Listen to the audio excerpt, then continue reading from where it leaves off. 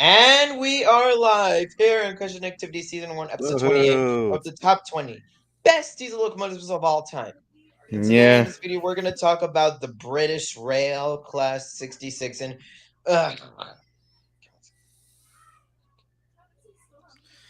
right. like, my answer, I'll like, make my no, mind. no, no, no, I'm never, ever going to talk to you again because every terrible news is being made your sadistic English railroad. Because every time in one of History in the Dark's videos, I see your stupid logo, and every time you've disappointed me, and, now those days is that time. I'm gonna keep talking about you.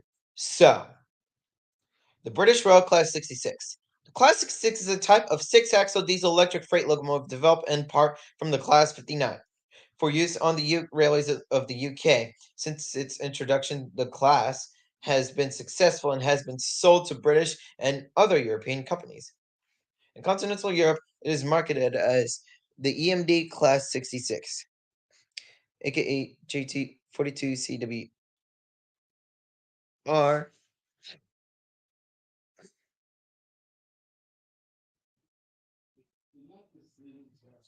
Anyways, let's continue because my phone actually rings. Here we go. So let's start with the history, the background.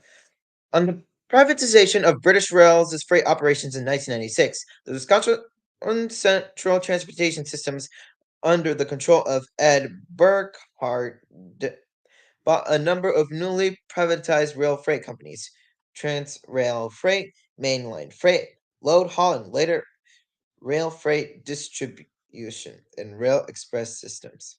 This controlled 90% of UK rail freight.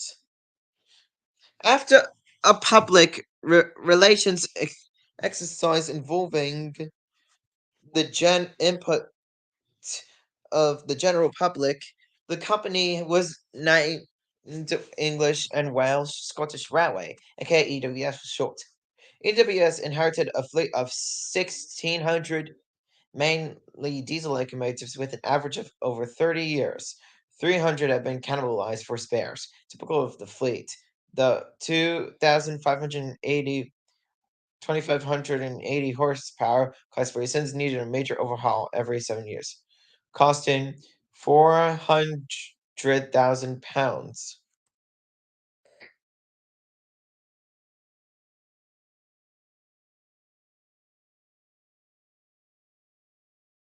which comprised to which literally comprised to 481,892 dollars. It's crazy, man. How much different prices are costs compared to other countries, Alan. Amigo. Yeah, I'm still here because right now Yeah, at an average I'm daily eating availability Buffalo of Wild less than Wings. 65%, with only That's so 16 good. days between major failures. To enable it to offer its stated lower pricing to consumers, EWS needed to reduce operating costs and increase availability. It's really like, I'm gonna skip the rest of the information because we don't want to waste time with the top 20. So Let's get to it, we can please. just talk about the poor working environment with my British accent. So, poor working environment. The British Train Drivers Union, ASLEF, which stands for the Associated Society of Locomotive Engineers and Firemen. In case you don't know what it is a British trade union representing train drivers. And it is part of the International Transport Workers' Federation and the European Transport Workers' Federation, and has complained that the locomotives are unfit and unsafe to work in, citing excessive heat level, noise levels, and poor seating. In April of 2000, in April of 2007,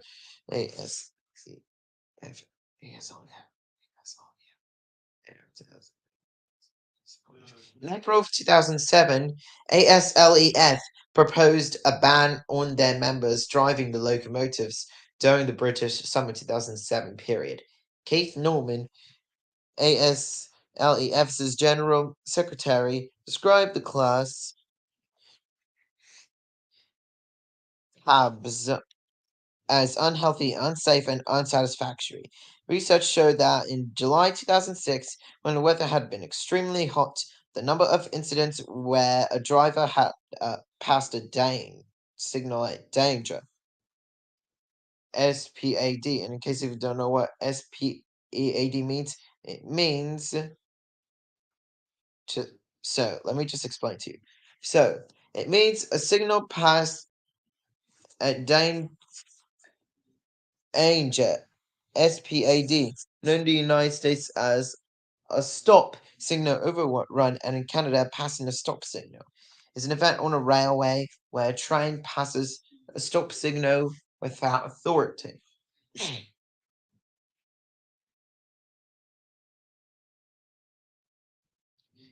which had increased. EWS entered into discussions and made amendments to a series of trial locomotives. GB Rail Freight and Freightliner also investigated cab improvements.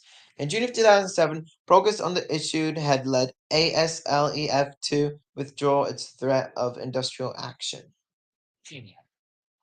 Alright, so we're done reading the British Rail Class 66. So anyways, we're gonna read another diesel locomotive, which is the Baldwin RF-16 Shark Nose. So So if you are actually interested in reading that, then I'm gonna send you in the private chat to look at the information. Can I read it? Yeah, you can read it. My Baldwin. Now I'm gonna open a new tab and search this up here. Ever since I was almost done with my Buffalo Wild Wings. So here's the Baldwin RF-16. The BLH RF-16 was a 1625 horsepower, 12 Kilowatt, kW which means kilowatts kilowatt in Israel. cab unit type diesel locomotive built for freight service by the It's Lima Lima. Ham, Baldwin Lima Hamilton Corporation between 1950 and 1953. All RF 16s were configured with the with a BB wheel arrangement and ran on two AAR Type B two axle road trucks with uh, uh, with all axles powered.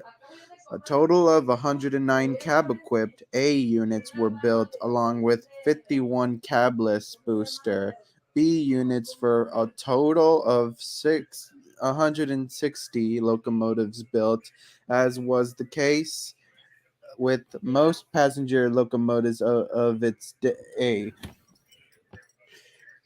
The RF-16s came equipped with a retractable nose mounted coupler pilot. Unlike competing units from EMD and Alco, the RF-16 used an air powered throttle, meaning that it could not be run in MU operation with EMD or Alco diesel without special MU equipment.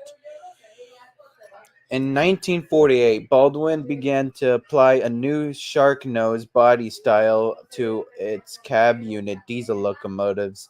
The goal of the new style was partly to differentiate Baldwin locomotives from competitors, and partly to distance the new locomotives from early Baldwin diesels that were plagued with mechanical problems. The style was inspired by the Pennsylvania Railroad's T1 class duplex steam locomotive, some of which were built by Baldwin. The first locomotives to receive the new styling was the DR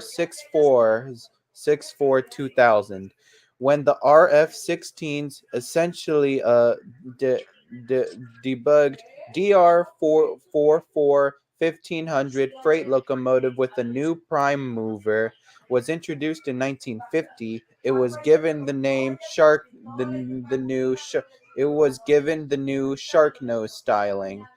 The RF-16 was quickly gained a reputation as a reliable and ru- rugged locomotive with tough lugging power. Many of the units saw service hauling coal drags where these characteristics were put to best use. A pair of Pennsylvania Railroad RF-16s were repowered with Alco Prime movers in December 1959 with mixed results. The Baltimore and Ohio retired its shark noses as a class in 1962. In 1966, the Pennsylvania Railroad, the largest single owner of RF-16s, ceased use of the distinctive locomotives.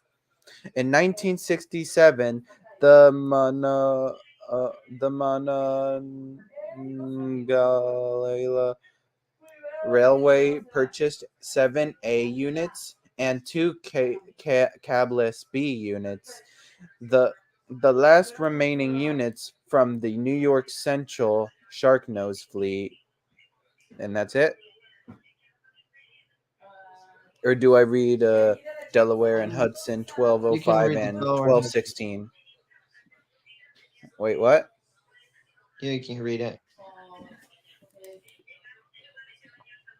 Okay. All right. Now, by August 1974, all but two of the how do you pronounce it? Monongahela Railway. Monongahela Railway units. What were to become Monongahela, 1205 or and Monongahela Railway, 1216 for sure. had been sold for scrap. The the final pair were to be scrapped by GE, but were saved when the Delaware and Hudson Railroad purchased both units from the scrap dealer in exchange for an equal value of scrap steel. They were used in freight service and in passenger excursion service on the DNH until April 1978.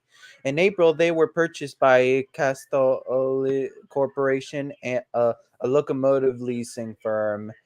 The pair was leased for use on the Michigan Northern Railway in 1979 before being moved to the Escanaba and Lake Superior Railroad (ELS).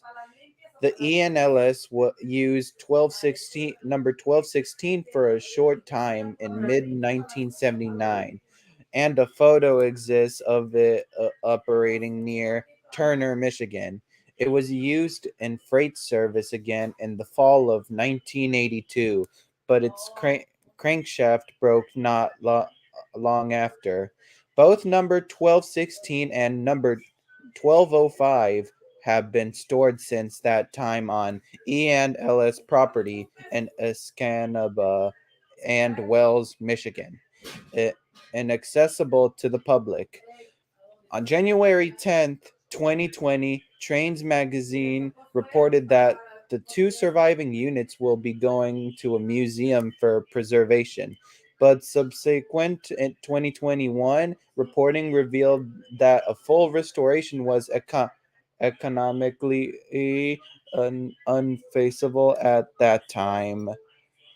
On December 2nd, 2021, the ENLS Yes, right, like, 12 and one thing that I didn't notice is because on January 10th, 2020, when Trains Magazine reported that the last two surviving units will be going to a museum for preservation, and I was almost and done, it's also so the same exact date where the first episode of The Owl House came out.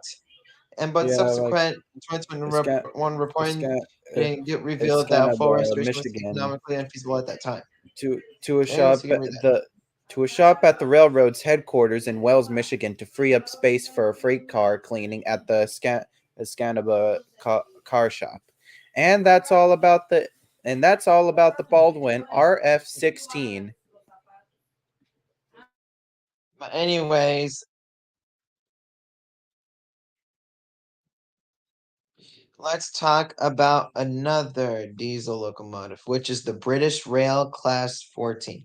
I'm just gonna go on it so fast, and then which is a three type between another other American diesel locomotive, which is the GAI, which is which is another which is a G EMD-7, I guess. Anyways, let's get on with this. So, the British Rail Class 14 is a type of small diesel hydraulic locomotives built in the mid 1960s. 26 of those 060 locomotives were ordered in January of 1963 to be built at British Railways' Swindon Works. The anticipated work for this class was to work in movements between local yards and short distance freight trains. Can you write this? Can you write this? So, I mean, like, I'm gonna be honest, right? Like, I'm just gonna change my accent to a British accent every time I read any British locomotive, and also any TV shows, movies, and sitcoms and specials and history and other f- famous people, even more, etc. Uh, so, albeit the session conversation that talked about, albeit that has nothing to do with what we're seeing, reading, learning in this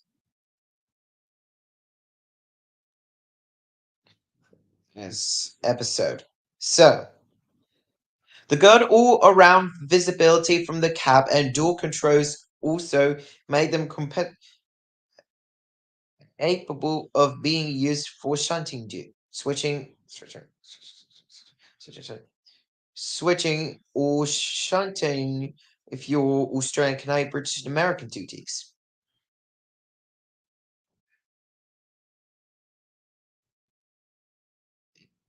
Literally, our duties. Are the duties. The order was expanded from 26 to 56 in mid 1963 before work had started on the first order. They were numbered D9500 to D9555. Here we go in the technicals and details.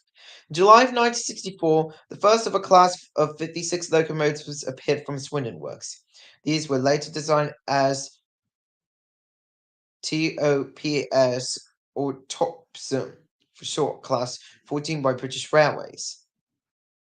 As nickname, call it Class 14 by British Railways, Class 14 by British Railways, Class 14 by British Railways.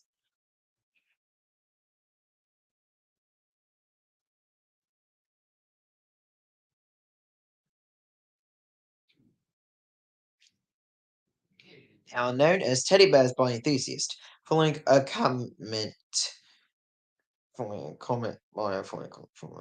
following a comment by Swindon Works, erecting shop foreman George Cole, who quipped, "We've built the Great Bear, and now we're going to build a teddy bear." In outline, they have a cab offset from the centre with bonnets at each end, with a fixed 060 wheel configuration or wheel arrangement. Fuel steering Canadian, British, and American, rather than bogies as seen on all the other Type 1 classes. The locomotives were powered by a Paxman 6-cylinder Ventura 6YJXL engine, or large, for stands for extra large engine, with a Napier turbocharger producing 650 bar horsepower, aka 485 kilowatts, connected to a Voith L217U hydraulic transmission and Hunslet final drive. The axles were connected by coupling rods and driven by a jack shaft located under the cab between the second and third axles. The plates frames were of one fourth of an inch steel and deep buffer beams, almost rail level. One was of similar thickness to the frames, the other of 5 inch thick steel to act as ballast and to even out weight distribution. And 19 have been preserved, while 35 have been exported, while 5 have, I mean, like, correct this. It's very, like, well, 5 have been exported, and the rest of the 32 new Class 14 teddy bears were tragically scrapped. Yeah, anyways, let's talk. We're on to the General Electric Dash 7. So, the Dash 7 is a series. The Dash 7 series, Dash 7 series. The Dash 7 series is a line of diesel electric freight locomotives built by General Electric Transportation Systems. It replaced the Universal series in the mid 1970s and was superseded by the Dash 8 series in the mid 1980s. Specifications. All models of the Dash 7 series are powered by a 12-cylinder or 16-cylinder turbocharged GE7 FDL 4-stroke diesel engine carried over from the Universal series and have speed-based adhesion control with a multi-channel LED annunciator panel. The Dash 7 series traction motors are powered by direct current instead of alternating current.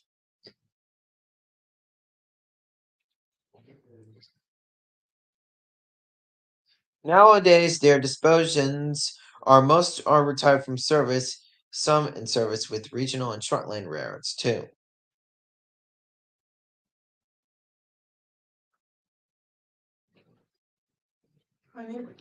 But anyway, do you want to read another diesel engine?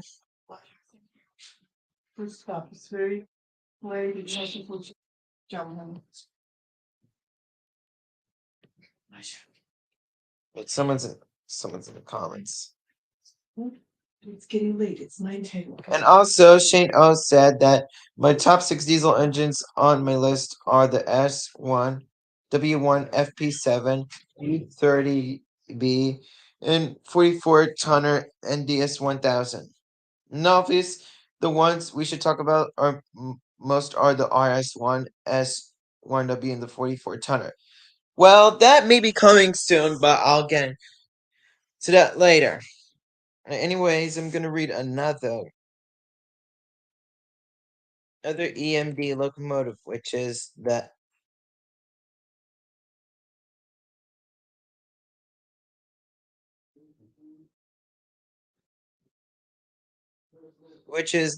EM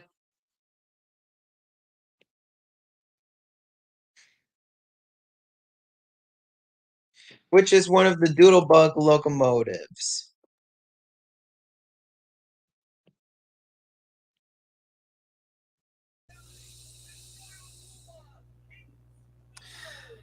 Uh, Doodlebugs.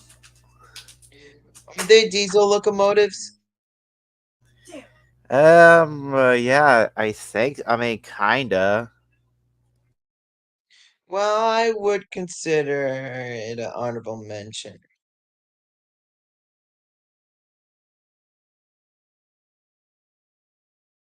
All right. Well, whatever works for you.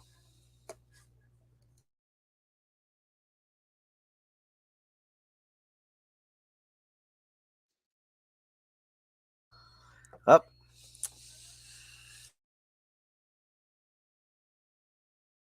But anyways, I'm trying to find another Australian diesel locomotive.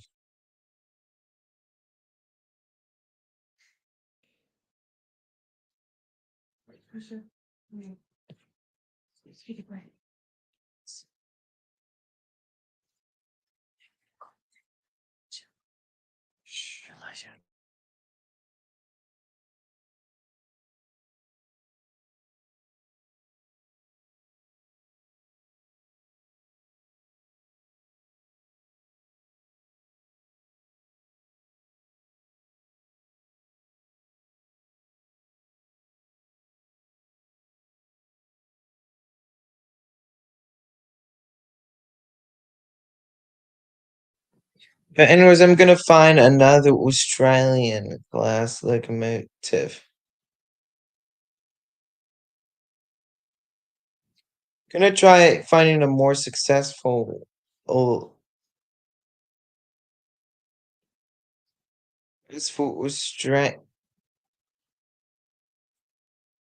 successful Australian railway class. It looks similar to an E.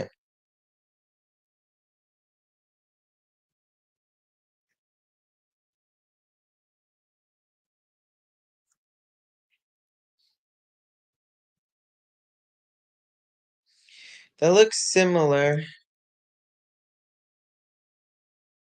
It looks like a Victorian Railways diesel locomotive.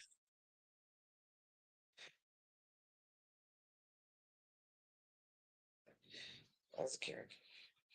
Karen, does it mean like I'm gonna ask for like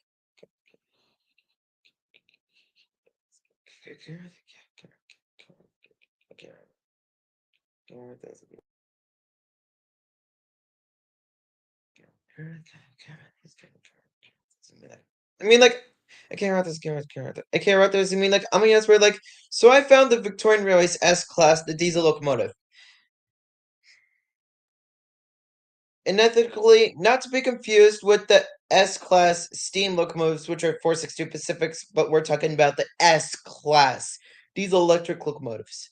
So, the S class, the Victorian Railways S. So let's read the Victorian S class diesel electric locomotives. The Victorian Railways S classes. Victorian Railways S The Victorian Railways S class diesel electric locomotives. The S class are a class of diesel locomotives built by Clyde Engineering in Granville, and intentionally a suburb in Western Sydney in the state of New South Wales in Australia. For the Victorian locomotive works for the Victorian Railways between 1957 and 1961. I mean, like, I'm a honest, bro. Like, so I'm gonna change my accent to an Australian accent. I think my Australians might, a few Australians might insult me for my Australian accent because it would sound more like a British accent, but I'll try my best with my Australian accents. So, Do you remember Leo Kim video? yes, see. He's Australian. Yes, see. But anyways, let's continue with the class. Okay. We're talking about the Victorian Railways as class these electric locomotives. So, here's the history of them. The the RS class, these electric locomotives.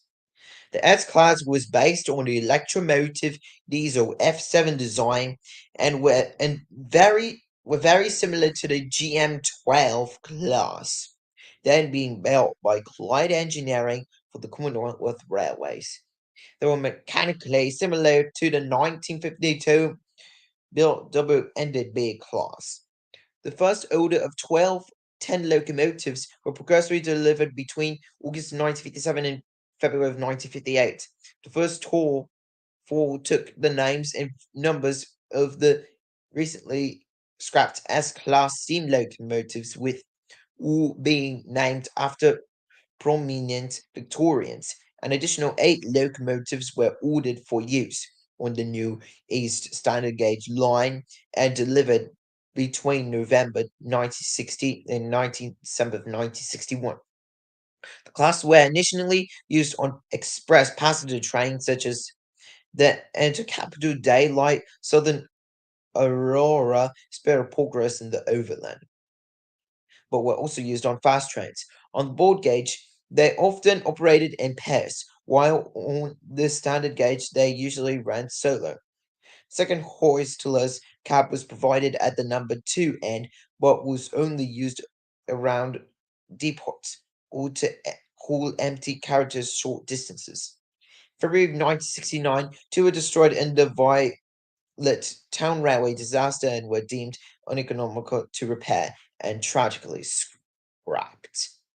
In January of 1967, S317 was badly damaged in a head-on collision with X-33 south of Broadford Loop and was returned to Clyde Engineering for rebuilding. In June 1982, S317 was again involved in a fatal accident where it ran into the rear of the Spirit of Progress at Baranawartha, killing the crew.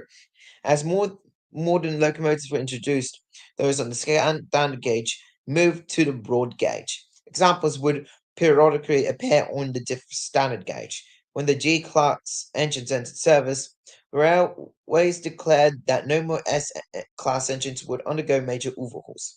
The last two had been S301 in 1985 and S307 in 1986. As of July of 1987, engines S303, 304, and 305 and 309 were withdrawn. 308 banned as a leading result, and 306 was under minor repair but still in the VR blue livery. In February of 1994, 4 300, 302, 311, and 312 were sold to the West Coast Railway for use on their Melbourne to one on board passenger service. By 1999, only four remained in the V slash with of the line. Unless the line, unless the line fleet. And even those were line,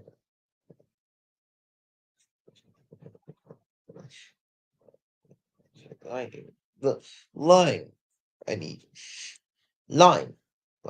line fleet, and even those were only used during periods of high demand, and a few have been preserved.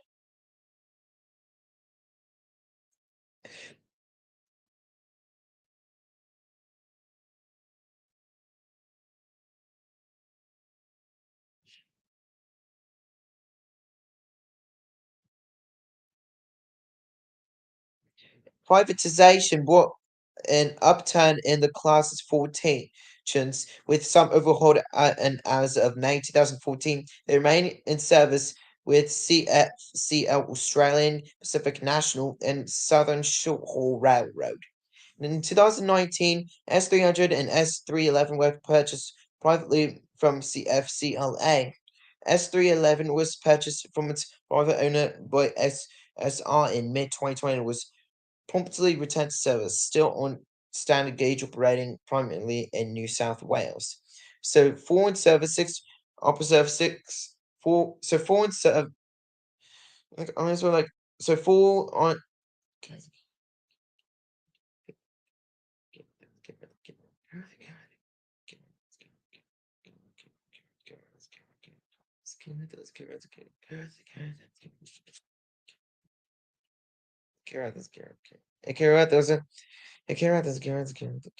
I mean, like, I'm gonna spread like so.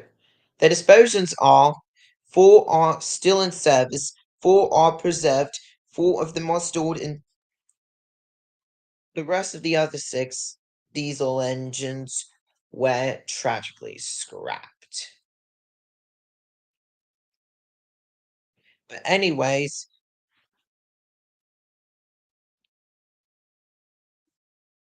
let's talk about another other type of Australian disease. Let's talk about another. Let's talk about the GAIA look Argentinian locomotive. So let's talk about it quickly. It's at number 17 with a three-way tie with the GE 44-ton switcher, and of course the Victorian and Railways G class. So the GIAIA locomotive. The Gruppo Aziende Italiane e Argentine, mostly known for its acronym GAIA, was an Italian Argentine conglomerate company that manufactured diesel locomotives for the Argentinian railway network while being managed by Ferrocarriles Argentinos. So here's the history. Fight Ferroviaria. I know, guys, because sometimes I have a little bit of hard time with mispronunciation, but please don't kill, sue, murder, or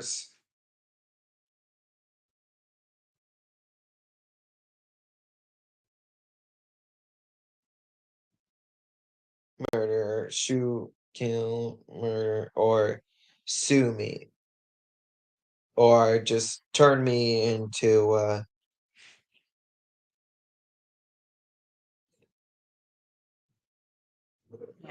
so a witch or a groundhog for my punishment.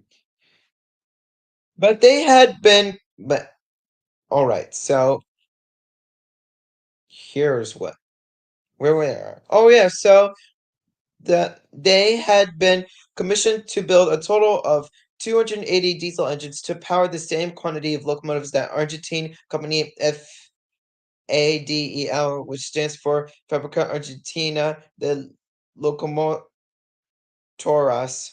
which was an Argentinian manufacturer of locomotive works of rail vehicles, which came about as a result of President Juan Perón's first five-year plan, which saw expand national industries to reduce imports from foreign countries.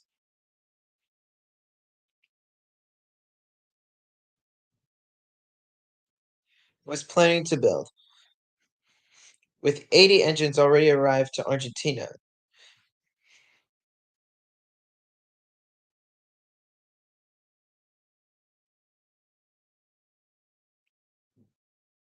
With 80 engines already arrived to Argentina, with 80 engines already arrived to Argentina and ready to be used, and the military dictatorship took over the presidency of Argentina after the Revolucion Libertadora, which was a group detached that ended the second presidential term of Juan Perón in Argentina on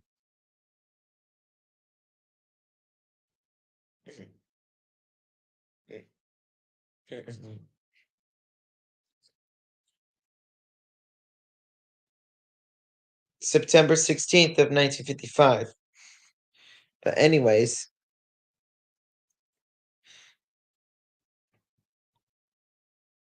it initially surgically closed a year later.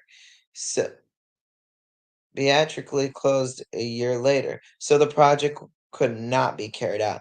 Furio Carlos Argentinos, the company that managed all the railway lines in Argentina, was forced to search a local manufacturer that was able to build diesel locomotives that could be run with the Fia engines. Soon after, FA signed a contract with an Italian and Argentine consortium created for that purpose. Gruppo Aziende Italiane Argentine, abbreviated GAIA in 1957. The consortium or consortium or whatever you want to pronounce it, because sometimes a little bit of mispronunciation, was formed by the following companies: Via et Bre Eda OM Pistoici and Saldo Ercole Morelli, Siam Italy, e Siam di Telecometarsa in Argentina.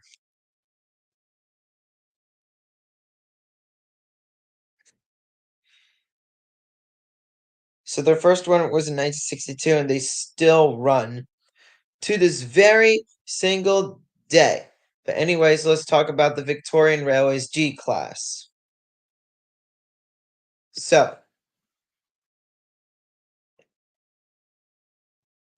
I mean, like, let's get characters. I mean, like, I'm gonna swear, like, So I'm going to change into my Australian accent. So please, Australian viewers, if you're actually watching this, please don't please don't kill, murder, insult, and sue me for this. So the Victorian Railways, such with N line G class diesel electric locomotives. So here's the history. So so by the early 1980s, first generation diesel was purchased by the Victorian Railways by nearly 30 years old, with an average fleet of 20 years. In addition, 70% of the fleet of was 1,000 horsepower or less, a consequence of the historically large number of branch lines in the state. Rationalization of the rail freight task had also been carried out, with the small freight consignments being consolidated to freight centres from May 1976. Moves had been also been made towards the operation of block trains carrying a single commodity, rather than trains carrying a wider variety of freight. Grain became the major commodity carried by rail in Victoria, which the consulting arm of Canadian National commissioned by VicRail in 1983 to find ways of improving efficiency, recommends carried out, included increasing train sizes to 50 bogie wagons and closing the number of branch lines. But anyways, I'm gonna read another locomotive and it's Canadian, which is the Alco FPA4.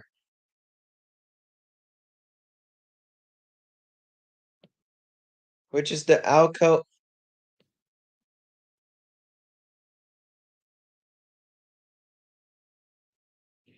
which is the Alco FA. So anyone else want to read the Alco FA? Guys? Yeah, Elijah. Do And Real also, Fun K Productions? then also Alex is also here in the live because he called me on Discord. I want to allow you to join my server. What's up? Do you want to read the Alco FA? I sent it in the private chat. Uh, nah, I'm kind of busy right now. But anyways, Alan, you can read it. Doesn't just have to be mean. Yeah. Mean. No. So I also wait. I'm in the live and I'm unmuted. So I'm about to read one of these other chains. You want to hear this, Alex? All right. Now I gotta open another tab. Another tab.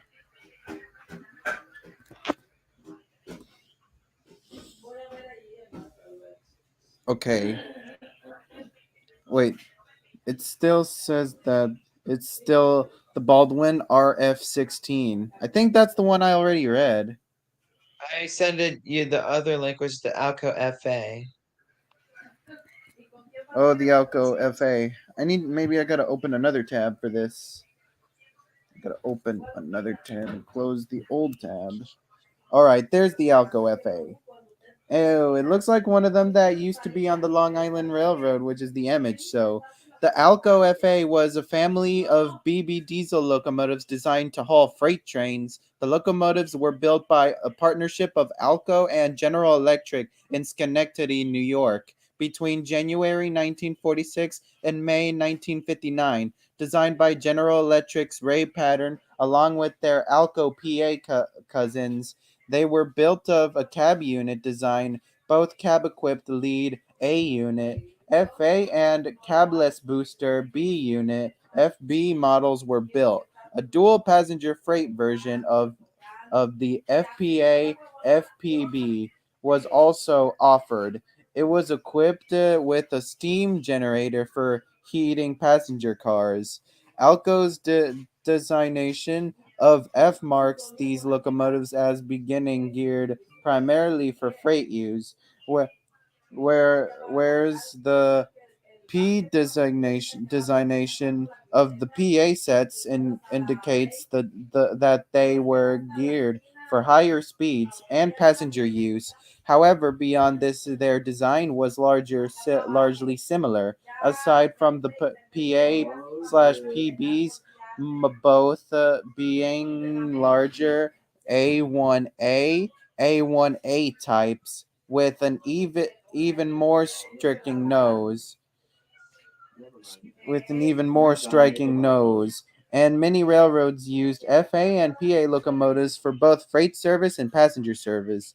Several examples of FAs and FBs have been preserved, while most are now in the care of railroad museums.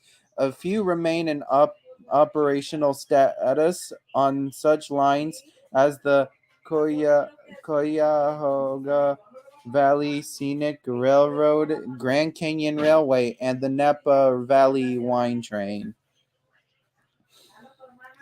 And three different models were offered: the FA1/FB1, which featured a 1500 horsepower, 1100 kW rating, was built from January 1946 to October 1950 with a 1600 horsepower, 1200 kW version produced between March and August 1950. Many early models were subsequently upgraded to 1600 horsepower. The 1600 horsepower 1200 kW FA2 FB2, along with the FPA2 FPB2 variants, was built between October 1950 and June 1956. Finally, the 1800 horsepower 1300 kW FPA 4 powered powered by the 251 V12 engine, was built between October 1958 and May 1959 by Alco's Canadian subsidiary Montreal Locomotive Works (MLW). The FAs, as well as their cousins, the Alco PAs, were born as a result of Alco's development of a new diesel engine design. The Model 244 in early 1944, development started on the new design, and by November 1945, the first engines were beginning to undergo tests.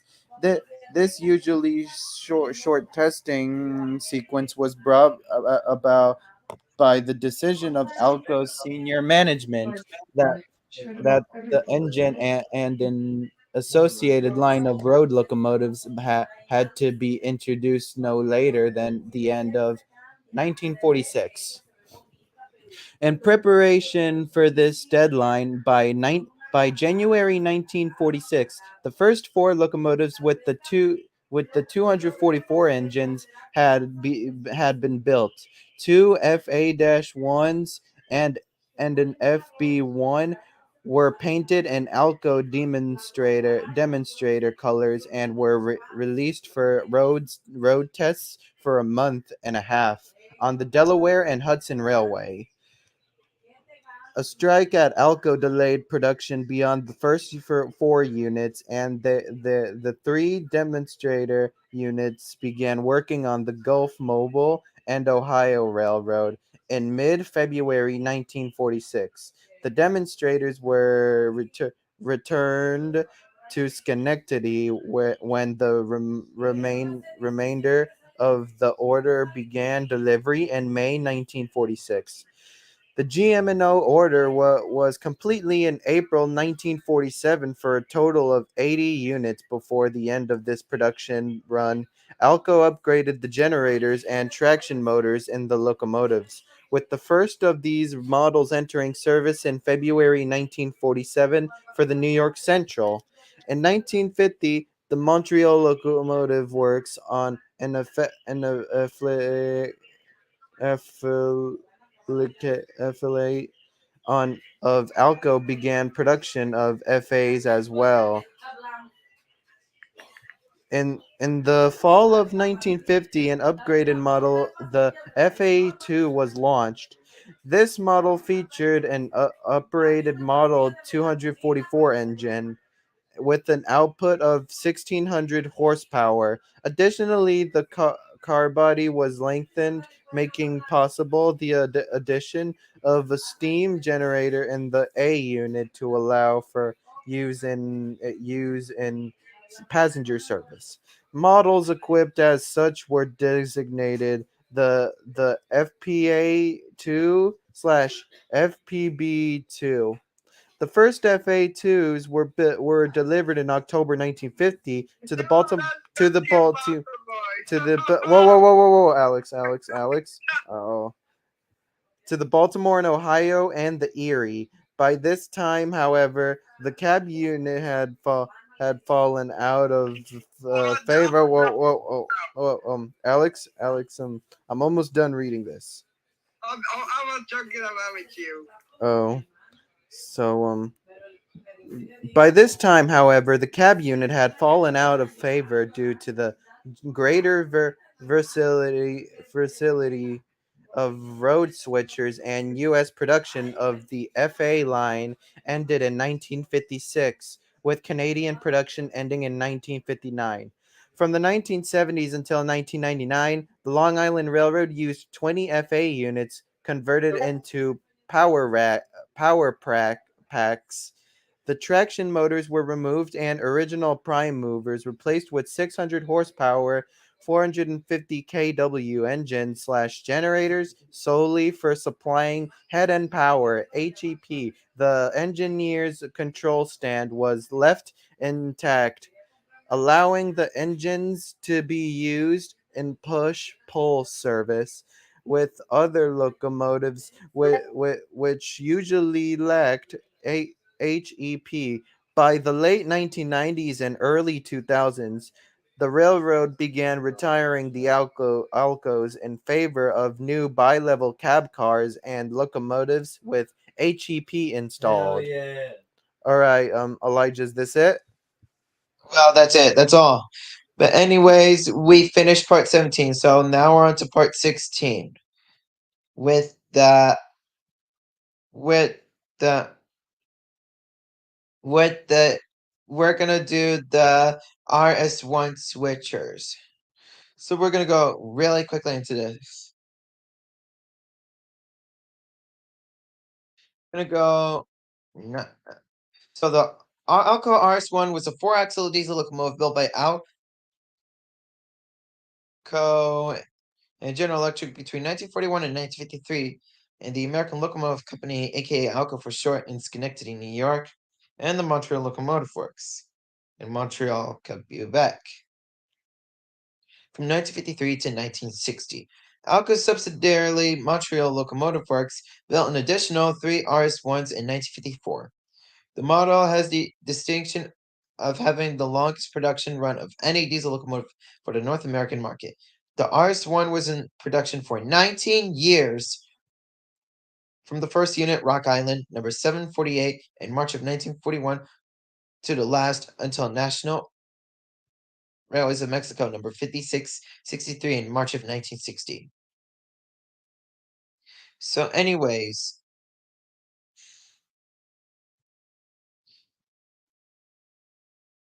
they have been used not just in North America, but in Brazil and Saudi Arabia. Because,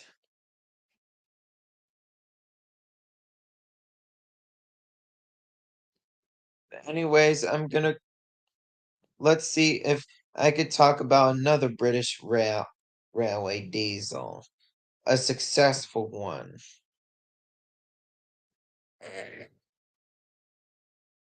which is the BR Class 101.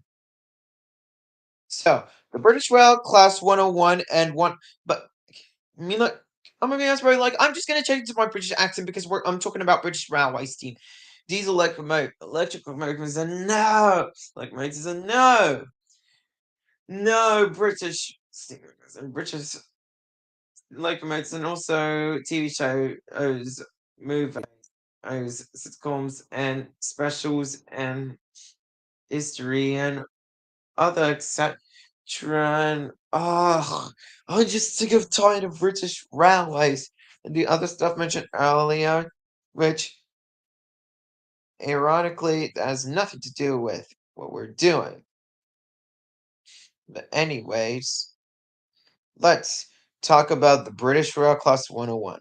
So the I'm g- I mean like I mean it's really I mean like I mean it's very like I'm just gonna change to my British accent. So I'm gonna talk about any British railway topics, especially the British Rail, steam locomotives too, trains, trains, rail vehicles, or engines or rail vehicles.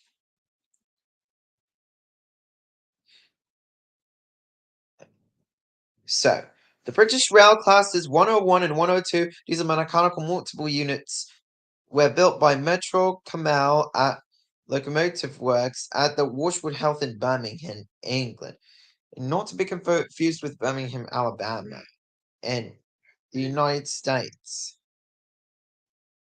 and of America, but the Birmingham, England, United Kingdom, from 1956 to 1959.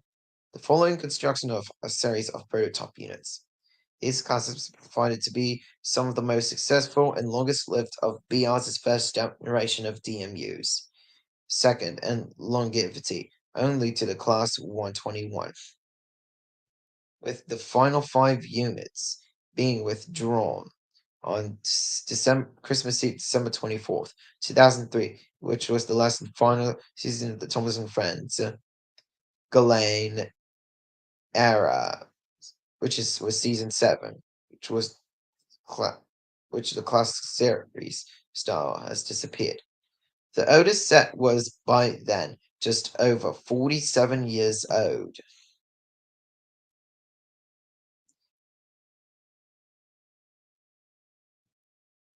And 41 of them had been preserved, with the formation of 2 minus or 3 minus or to full car sets. And in fiction, the Class 101 DMUs were the basis for or the character Daisy in the Diesel Rail Car and the Railway Series books written by the Reverend W. Audrey, Wilbert V. Audrey, and then adapted television series Thomas and Friends, although Diesel's a single car. 1 1685 on the North Yorkshire Moors Railway is named after her, which was exciting, right, guys? Yeah. Anyways, I'm gonna read another locomotive, which is the Alco PA, which is another switcher,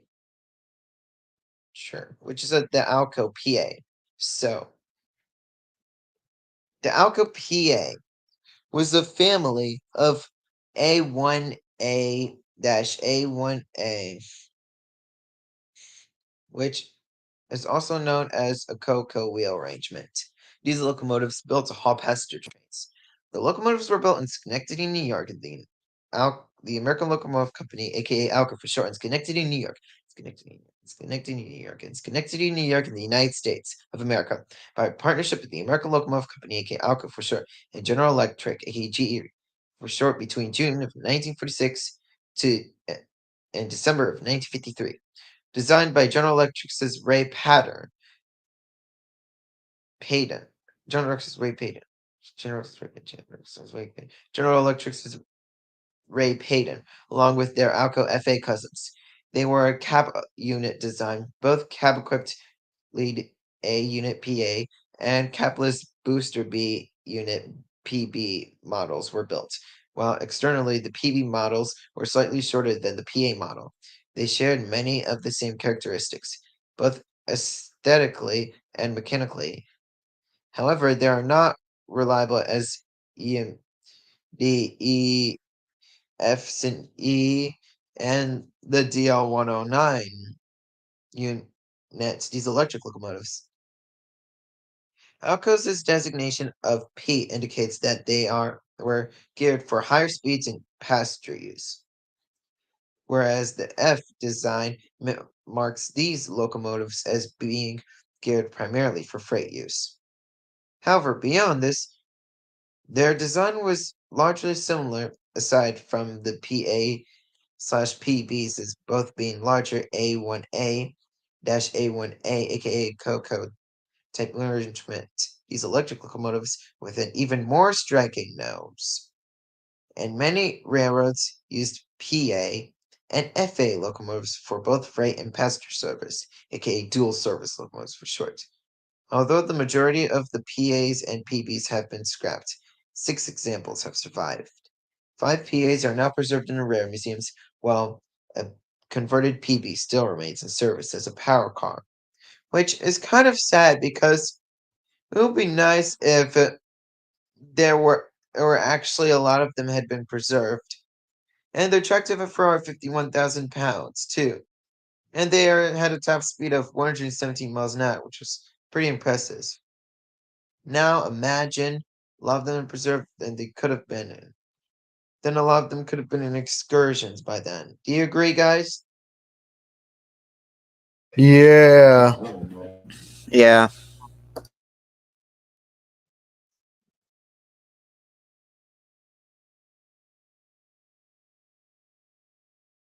I'm gonna read another British. I'm gonna talk about another switcher before I talk. Just gonna talk about another British route.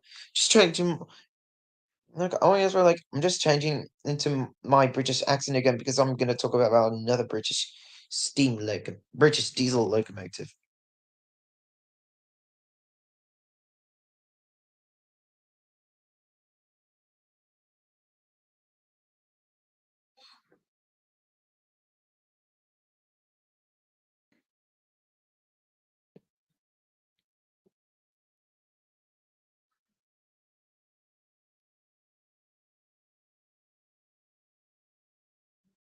So I'm gonna talk about the British Railway Class 35. Hyme.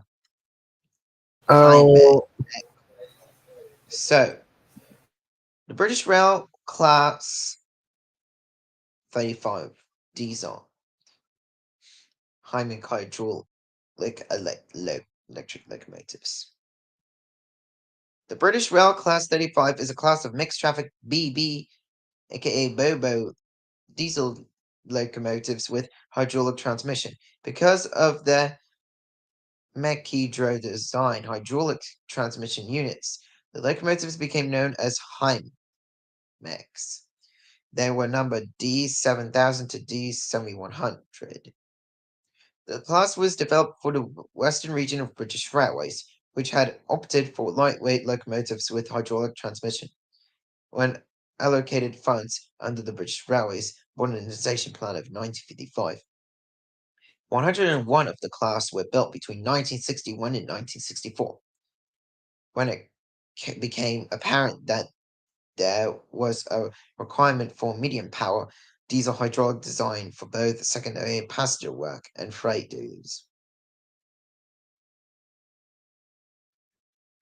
they were allocated to British Bath Road, Cardiff Canton, and Old Oak Common. None of the class was named.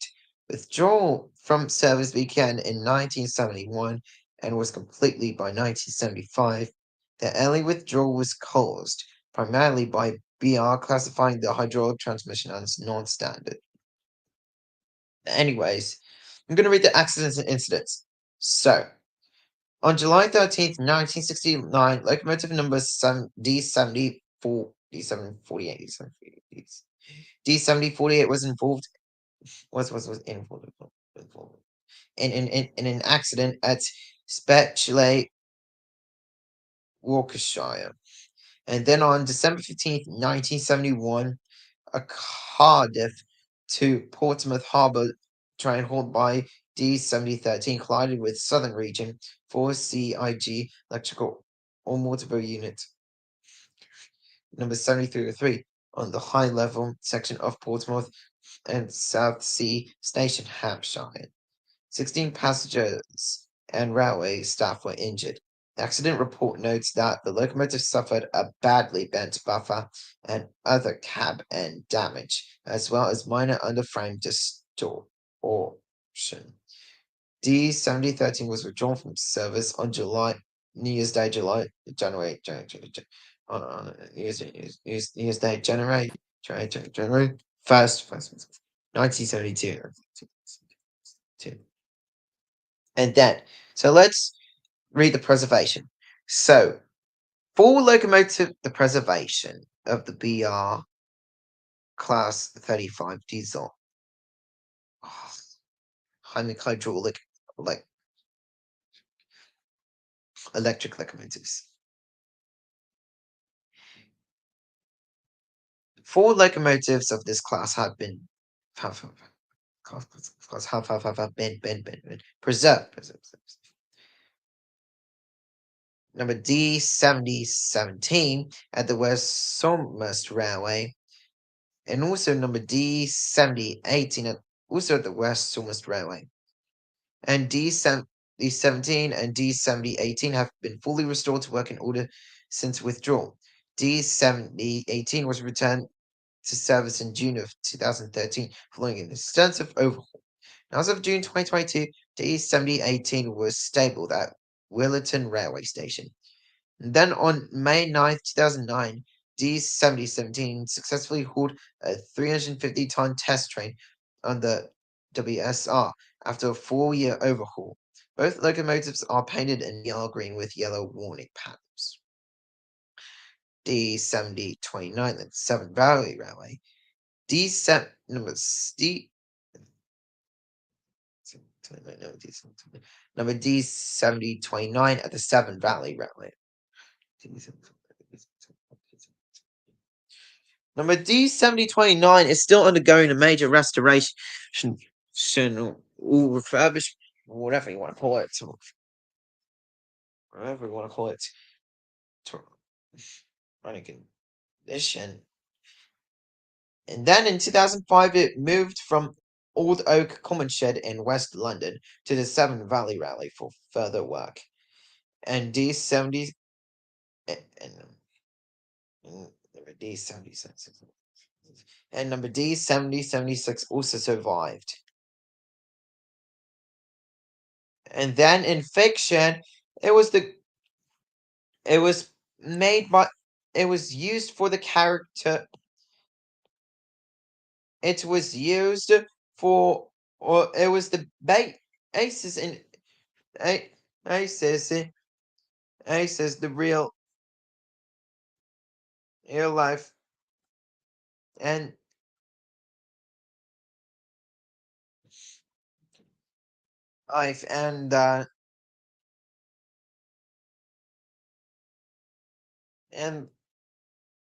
and the and the real one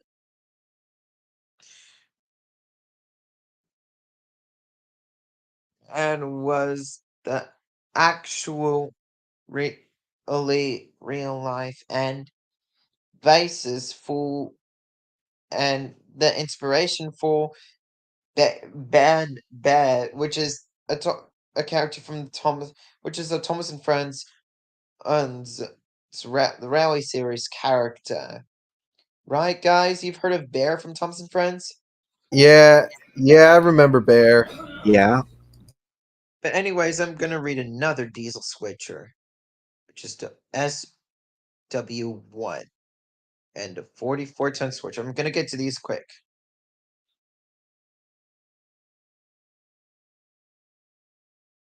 So, the EMD SW1 switcher. The EMD SW1 is a 600 horsepower, aka 450 kilowatts diesel electric switcher locomotive built by General Motors Electromotive Corporation, later division between December of 1938 and November of 1953. Final assembly was at EMD's plant at La Grange, McCrook, Illinois. The SW1 was the second generation of 3402 CU and 55.75 liters switcher from EMD, succeeding the SC cast frame and SW welded frame. The most significant change from those earlier models was the use of an engine of EMD's own design. The then new 567 engine here and 600 horsepower, aka 450 kilowatts, mentioned earlier, V6 form, 661 locomotives of this design were built, with a gap in production between March of 1943 and September of 1945 due to World War II. The S1, I'm gonna say like the SW1 was the start of a long line of SW series switchers produced by EMD. It was complemented by the SW7 in 1949 and the SW8 in 1950. SW1 production ceased in November 1953 with its replacement, the equally powerful SW600, starting production in February of 1954.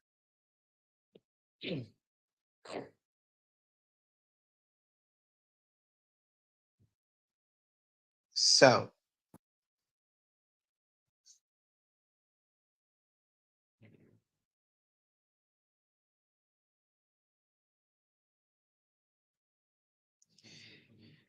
they had an attractive effort at 49,000 pounds and 600 horsepower. They could have had more, right?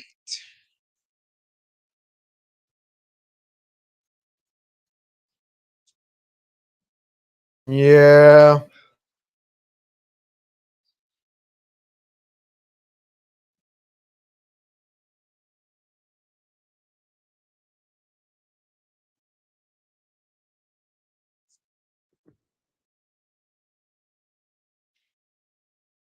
Anyways, I'm just gonna try to read another diesel switch and get over with this. So, which one did? Oh yeah, so the 44-ton switcher, right? We should talk about that locomotive. Anyways, you can read. Got so Ralph and Cage Productions. Do you want to read it? I want to, but I'm busy right now. Alan, you can read, and then you can read another one. Ralph and Cage Productions. Well, it depends, though. I'm still maybe busy or whatnot, but I'll try. Any,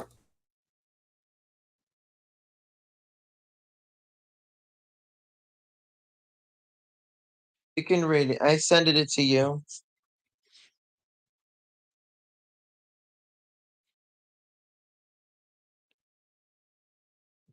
All right. I'm gonna read this.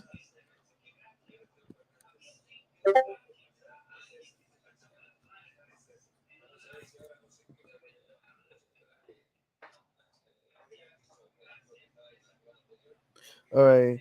The GE 44 ton switcher. The GE 44-ton switcher is a four-axle diesel-electric locomotive built by General Electric between 1940 and 1956. It was designed for industrial and light switching duties, often replacing steam locomotives that had previously been assigned these chores. This locomotive's specific 44 short ton way was directly related to one of the efficiencies the new diesel locomotives offered compared to their steam counterparts. Reduced labor intensity in the 1940s. The steam to diesel transition was in its infancy in North America, and railroad unions were trying to protect the locomotive firemen jobs that were redundant with diesel units. One measure taken to this end was um, was the 1937 so-called 90,000 pound rule, a stipulation that locomotives weighing 90,000 pounds 4,100 kilogram 40 I mean 41,000 kilograms. 45 short tons or more required a fireman in addition to an engineer on common carrier railroads. Industrial and military railroads had no such stipulation. The 44-ton locomotive was designed to abrogate this requirement. Other manufacturers also built 44-ton switchers of center cab configuration.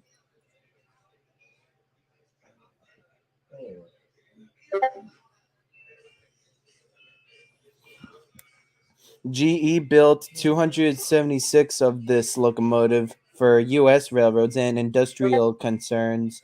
Four were exported to Australia in 1944. 10 were exported to Canada. 10 were exported to Cuba. One, Cuba, which is Spanish pronounced in of Cuba. One was exported to the Dominican Republic. Five were exported to France. Three were exported to India. Six were exported to Mexico. Five were exported to Saudi Arabia. One was exported to Sweden. Two were exported to Trinidad. 10 were exported to Uruguay. And 57 were built for the United States Armed Forces. Many remain in service and in museums. Well, so I know they had a tractor trailer of 27,000 pounds, and seen in a lot of I've seen a lot of locomotive. Oh, I've seen some of the locomotive. It was when I actually visited some train museums, but I'm just double checking where they were preserved. Wait, actually, there are none because I know that there's two of these locomotives, which are ex New Haven, New York New Haven Railroad, aka New Haven Railroad for short, and one currently in running condition, which is an ex Union Pacific 44-ton switcher. And so the Danbury Railroad Museum, and if I actually go there, then I would be able to see two of these engines.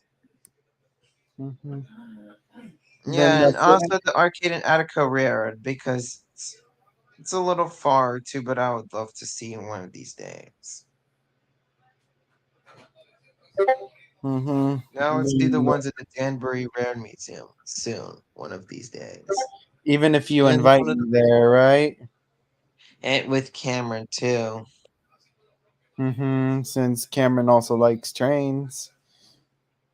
Well, anyways, I'm gonna try reading an EMDSD. I'm gonna try reading an EMDSD 60.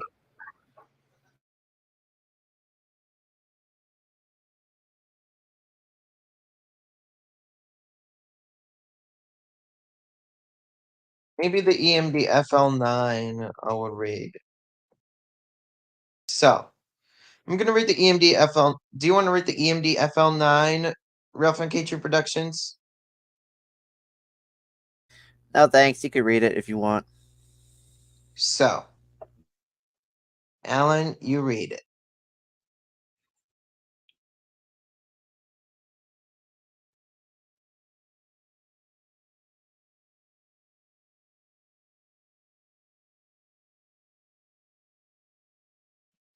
I wish Manuel was here. If he would have done the reading if he was still there. Yeah. Yeah, I but wish, he has family business though. I wish he shows Wish up during Ralph, and I wish Joe, and I wish Diego was here. I kind of wish Max is here actually, Yeah, Max. I wish Max was here. because I enjoy his funny jokes me sometimes. too. Oh, he's not. Yeah, and Max is also the one I met in Ridgefield Park last week.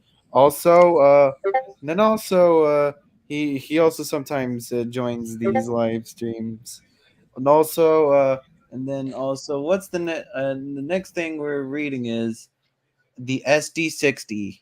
No, it's the EMD FL9. Just gonna Oh, read okay. it. Here is the information in the private chat, Alan. If you want to read.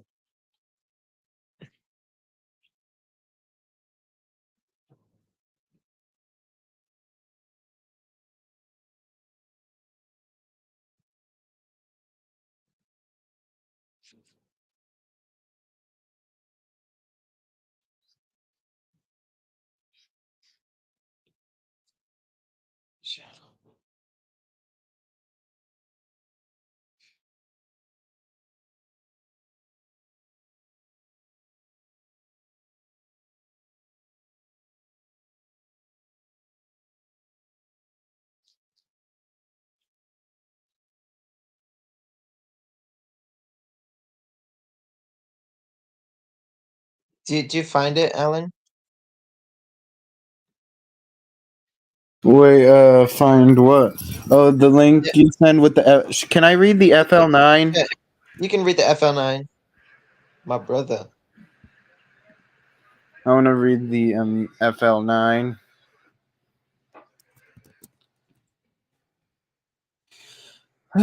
Finally, we got the FL9.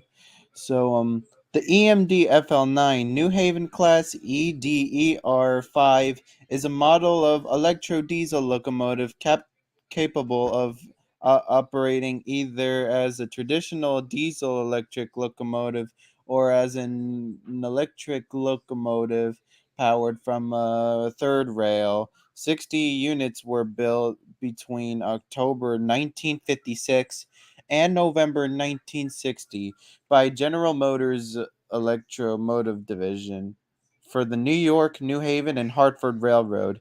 The New Haven, due to concerns about the diesel emissions in the East River tunnels and the underground tracks of Grand Central Terminal and Penn Station, passenger trains entering New York City have long been required to use electrical power, as diesel exhaust would pose a hazard to human health in the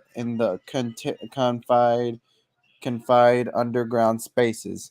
At the same time, much of the New Haven's trackage was not electrified beyond New Haven to allow passenger trains to travel to New York City from non-electrified lines without requiring a change of locomotives.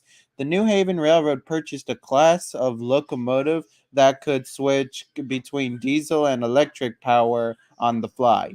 EMD's answer was a new locomotive based on their existing FP9 but lengthened to accommodate additional equipment such as a larger heating system, boiler, and third rail contact shoes. Due to the additional weight, the locomotive was equipped with a three-axle rear truck, giving it an uncommon BA1A wheel arrangement. Flexicoli coil Flexi coil trucks were used due to this type of truck having more room for fitting the third rail shoes. For electric operation, the 19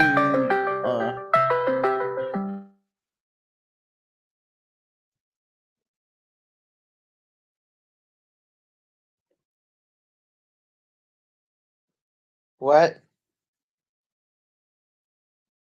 well, Alex called me on Discord, and then he's gonna hear what I'm reading right here, and then also so uh, so additional equipment uh, third rail for electric operation. The FL9 was capable of using either an overrunning or underrunning third rail by means of retractable shoes operated by pneumatic cylinders.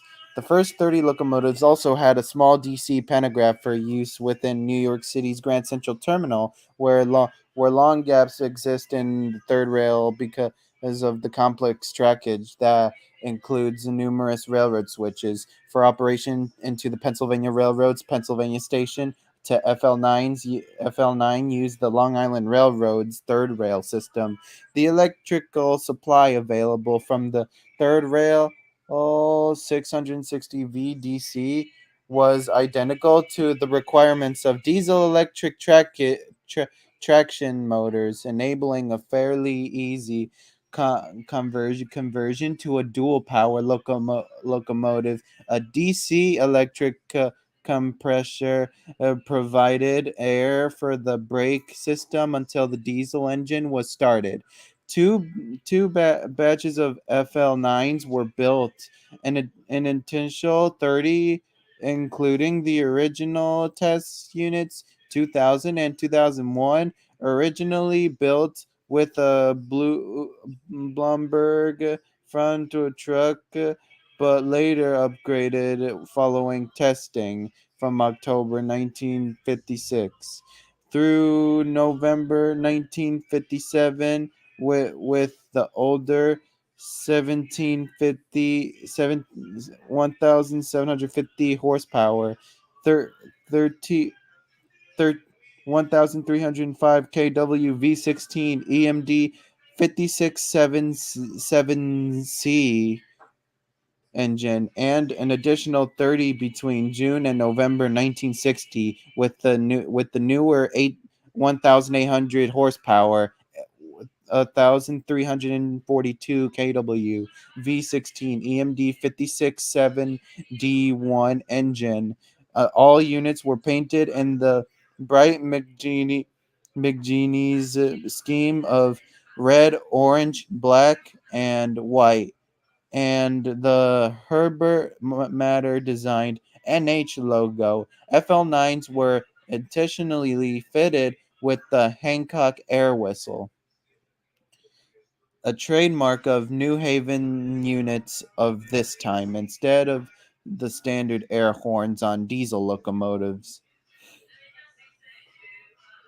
And that's in. Then do I read the operation, Elijah? We can I can read the surviving examples too.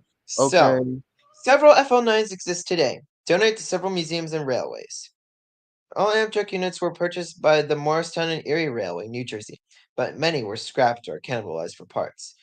Numbers 4 or 88 to 489 operated on the main Eastern Railroad, pulling several excursion trains between Brunswick and Rockland, Maine, until the railroad ceased operations in 2015. They were then used in excursion service at the Whippany Railway Museum until October of 2020, the same exact month and year when I turned sweet 16 years old. Because I was born at 8 because I was born at 8:30 p.m. on Tuesday, October 12th, 2004, when the Morristown and Erie sold the two units to Webb Rail LLC. Number 484 was owned by the Cuyahoga Valley Scenic Road. It was eventually transferred to the Orford Express in eastern Quebec, Canada, and operated until the lines closed on October 8th, 2020, which was 4 days until my sweet 16th birthday that I mentioned earlier. Plans for the locomotive and the rest of the rolling stock are unknown. 2023, formerly New Haven 2057, is preserved at the Connecticut Eastern Railroad Museum in the infamous Wilmington, Connecticut place, which is one of the absolute worst places in Connecticut. But the Railroad Museum isn't that all that bad. All remaining Connecticut Department of Transportation units, number 2011, 2014, 2016, 2019, 2024, 2026, and number 2027 were sold to private owners by 2018, as follows. Numbers 2011 and 2026 are in service and maintained at the Massachusetts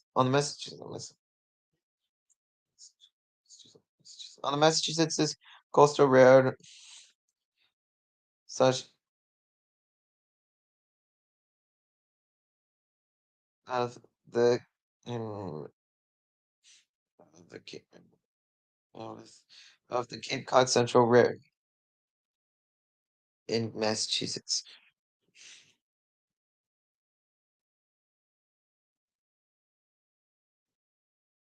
Numbers 2004 and 2000, numbers 2014 and 2016 are in ownership of the Grapevine Vintage Railroad as of October of 2019. They are used on GVRX excursion trains between Grapevine Main Street Station and the Fort Worth Stockyards.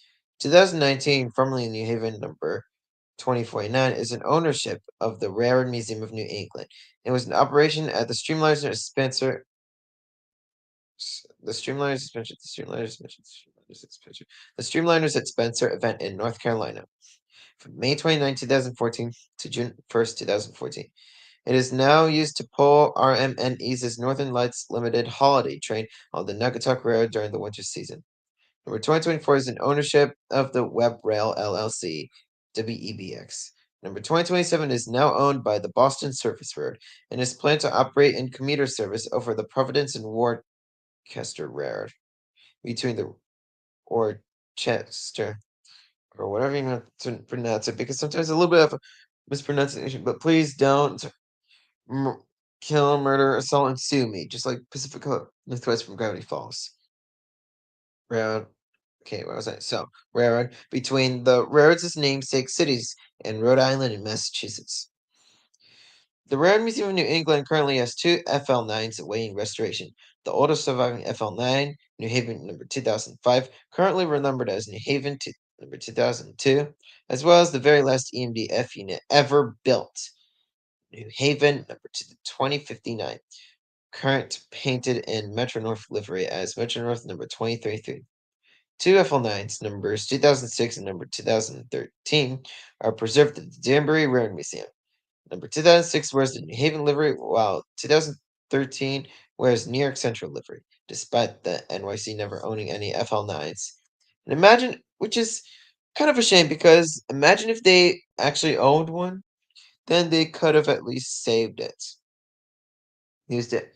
And then in popular culture, in 1978 to 1978, 1970, in 1978, FL9 number 5048, number 5048, number 5048, number 5048 was used in the filming of the original Superman movie starring Christopher Reeve, still painted in New Haven livery.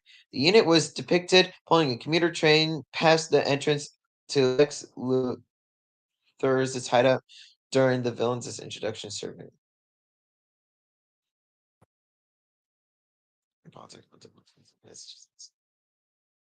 And it also had the same kind of real arrangement as a kobo, but it was a but instead of being a kobo, which means it's a diesel locomotive who has three axles, and the front set is which is a six-wheel bogie at one end, and the B, which is the a four-wheel bogie at the other rear end. But instead, the F of the FL9s being a Kobo wheel arrangement, it was a Boco wheel arrangement, meaning that the four-wheel bogie is at the one the uh lead at the one leading area of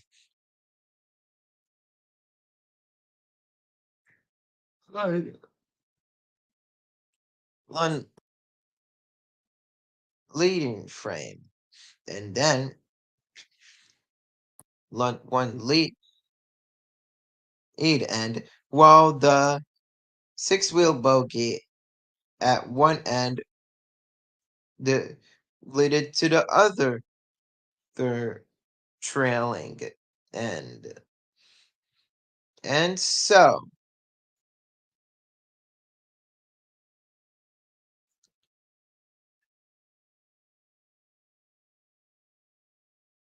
And right. So, yeah, and also it could have been Boco's design and Thomas and Friends, because his real counterpart being the British Rail Class 28s were just terrible. And imagine if was actually a Boco wheel arrangement of a new, instead of being a Kobo wheel arrangement as a Boco wheel arrangement, then he could have been an EMD FL9.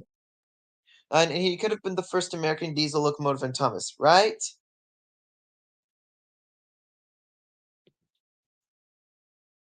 Yeah.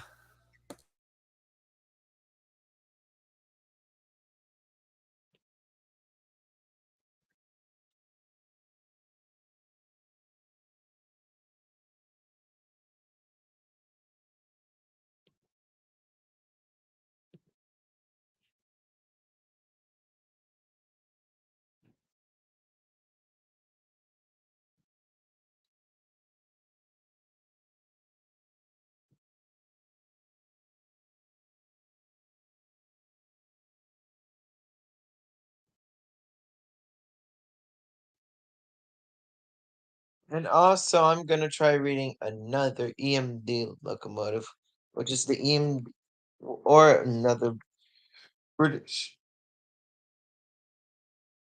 which is a British rail diesel locomotive.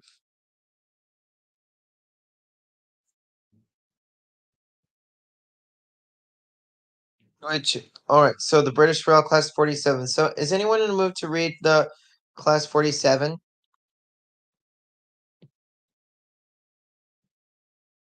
guys? Yeah, I'm right here. So, Ralph and Catron Productions, I wish you would read instead of me and Alan. Hey, you have school tomorrow, right? Mm-hmm. And But damn it, Alex is also here in the So, Discord Alan, do you want to call. join my stream? I send it, I'm gonna I'm put gonna, Dynamic, yeah, Dynamic on the bed, remember? No, it's not. Yeah. And also, Alex, Alex, I sent you the link to join my stream. Please join. are you gonna join the live, Alex? Well,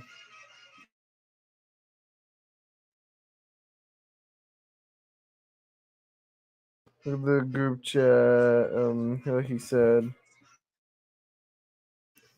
But every time Alex called me on Discord, every time I'm live, he showed up in the live. Every time he calls me on Discord every day.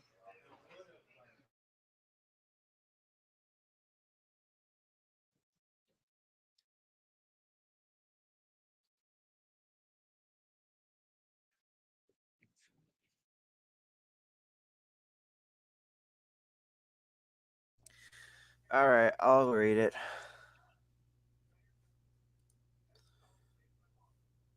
All right. The British Class 47 or Brush Type 4 is a class of diesel electric locomotive that was the dis, not display. It's the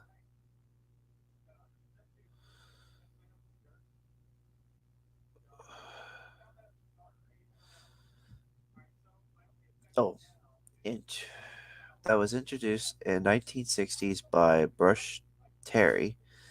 A total of 512 Class 47s were built at the Brush Furacon Works.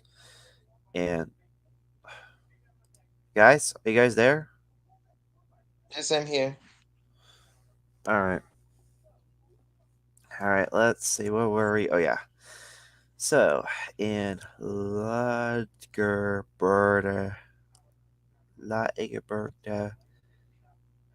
Uh, I need help with a word, Elijah. Which word? It's that, like, at the You brush. mean the Lobero and Local, British Railways' crew works between 1962 and 1968? okay, which made them the most, in, uh, in, uh, and for, it's not fame, it's making the most on, on origin. origin class of the British mainline diesel locomotives. They were fitted with Zabur 12LDA The Sulzer Sulzer 12 LDA A 40. I mean, 28C twin blank. wait, tank Bank 12 cylinder. tank 12 cylinder units producing 2,750 horsepower. Through this, they were later derated derated to 200 and 200 and 200 and 500 200 580 horsepower to to provide to input reliability, and having been used on both freight and passenger trains on the British Railways for over 55 years, despite the introduce of more model types of traction. A single number is still in use both on the main lines and on the Harrison Railways. As of January 2023, 78 locomotives still exist as a Class 47, including 31 which retain mainline running circumstances, and future 31 have been preserved. 33 are were, Were converted to Class were 57s converted to between Class 1998 and 57s between 2004. 1998 and 2004. Okay, Anyways, do you want to rate the EMD SD60? sure. I don't mind. I'll help read. I'm sorry for not reading a lot. Because it cannot just be me and you, and we definitely need change. I'm sorry, but okay. I do apologize. I'll work on that. And also, Shane O replied that at least that's not what happened when with the EP5 New Haven EP5 diesel electric locomotive back in 1973 when it caught on fire in the Park Avenue tunnel, which was almost a serious mistake. Hence that's why the FL9 was suitable than the EP5 in Grand Central. And imagine it. And also, I still don't know why General Electric's getting with this nonsense with locomotives always keep catching on fire. Imagine if they designed the EP5s properly, then they couldn't have been prone to electrical fires too, That's and they G could have for been you. saved or donated. Yeah. All right. I got the information ready. Are you ready? Right. All right. If the EMD SD60 is a 3800 horsepower 6-axle diesel electric locomotive built by General Motors Electric Motive Division, better known as EMD for short, and it was used for heavy duty drag freights and minimal speed freight services. It was induced in 1984 and pro and process I mean and produce it was introduced in 1984 and produced ran until 1995. All right. Hold on. There's probably more because there's a little more information about it. So let me go ahead and read more of it. So the You can read the SD60. history and you What? can read the history and development. Yeah, I'm gonna do that because that little part was just a little too small. It was a little too small.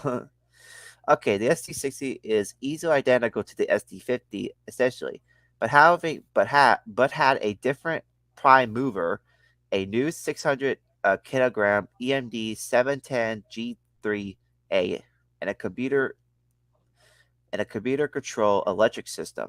Chicago and Western uh, maintain estimate maintain es elimi- elimi- eliminate that not eliminate eliminate the made that the SD60 is 3% more fuel efficient than the SD60. I mean SD50. While the Because pair one of the reasons why EMB screwed with the ST50, it used to be so good when it was the top locomotive builder of all time, but when it came to the ST50, they just they just fricked all everything up. And nowadays in G nowadays no, nowadays in General Electric has been just the number one top locomotive builder, and we all know what happened. That had its one. an initially annoying flaw with the turbochargers, and I still don't like General Electric keeps getting away with this nonsense because nobody wants to be dealing with the diesel with a pillow frame mentioned earlier, which you're exactly hearing my conversation I'm explaining to you. If And this is I'm well. Another I'm thing too is that EMD was definitely also in a completely rush of honest. trying to. Oh, sorry. And this is Another thing why too. EMD, just like North British Rail, they always cut corners, which means sometimes they can be prone to oil getting stuck in the lubricants and will perform atrociously in their engines, and they were prone to cylinder failures too, and sometimes catch on fire, with which this resulted one into bursting into flames. So All right. you don't want All that to right. happen. It's dangerous. Yes. All It's right. Can also I called continue? pyromaniacs, which means something catches on fire. All right. Well, can I continue reading, please? Yes, sorry for the Well, interruption. Because of how much EMD has screwed the SD50 and how it's disappointed us. Yeah, and also sometimes General Electric disappoints us a little bit too because I still don't know why he keeps getting away with You this know that nonsense. CSX still has the SD60s. Yeah. I've seen CSX it in video. still have them, but as of for now, I think all of them have been retired. But some of them are still there. Like some of Well, the some of them will CSX still be around, but more likely as lease rates because they SD were sold to Hell's Leasing, SD60. not Yeah, Hell like Leasing, I think LTX. CSX still has SD60 Max and Well, SD70 AC. SD60 Max. I don't know about CSX. Anyway, can I continue on, please? Yes. All right. While the pair of Okay. SD60s were up to 16% more efficient than the three SD40s pulling a single coal train. Oh, yeah, down there. Okay, and then I'm gonna save the last part for later because I'm gonna explain a little more in the history, and then we'll go on. All right.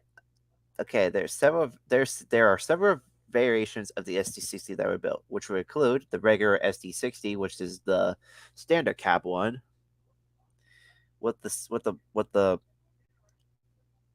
there, which is the original model, and it had a hood unit convicted with the 40 series calf first employed on the SD4-2, which obviously we already know because the SD4-2 was created just before the SD60. A few other examples were made, like the SD60 F, which is the full cab, well, also known as the Canadian Comfort Cab, and CN purchased them having a full lift cowl body, which obviously means that it's not a standard SD40-2. It's actually have it's an SD40, it's an SD60 F, but with the wide cap though. And CN had them until eventually all of them were retired in 2017. Handfuls were sold off and are still working on short lines in North Dakota. 14 units are currently working on the Abdem uh, Carolina and Western Railroad, which is located in North Carolina. Another example of this is the SD60i. The SD60i model was a full width short haul. I mean short short hood, and featured a so-called wizard cab that was ensue that will ensue from the noise and the vibrations using a system of raw gas. The same cab was later used on the EMD SD70Is, SD75Is, SD80 Max, and SD90 Max.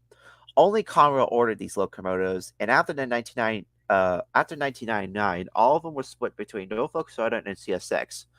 All SD60s have either been scrapped or sold to new owners or retired, but we don't know really if there are any around today. All right, another example is the SD60M, which is a feature which was a feature as a North American safety cab designed and with a full width short hull. Early models until the 1990s featured a three-piece wind wind wind server. Crap. Hold on. Sorry. Wind server, which obviously there with virtual windows, nicknamed tables, identical to the windshield. Oh, it's windshields. Of course, there was the windshields. Windshields found on the EMD SD40F and F59PH models, later produced from 1991 using two uh wind wind winds. Dang it! I just had that word and now I already forgot already. What the heck? Which one? Oh, what? Gotcha. No, I got it. Windshields. Windshields PAMs that were